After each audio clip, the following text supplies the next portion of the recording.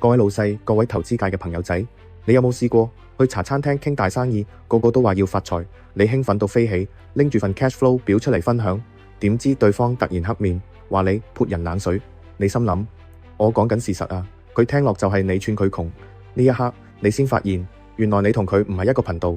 你同佢講數據，佢聽到係你話我蠢；你同佢講風險，佢聽到係你驚輸唔敢賭；你同佢講長期回報，佢聽到係你話佢短視；你同佢講現金流重要，佢聽到係你呃我借錢俾你；你話要等好時機先入貨，佢聽到係你冇膽量 all in。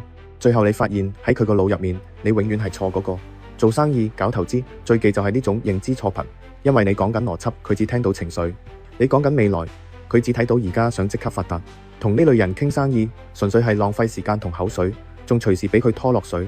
所以啦，做生意最緊要識人，與其花時間說服低認知嘅人，不如將時間留俾同你一個頻道嘅人。因為喺香港呢個寸金尺土嘅地方，你嘅圈子決定你嘅財路。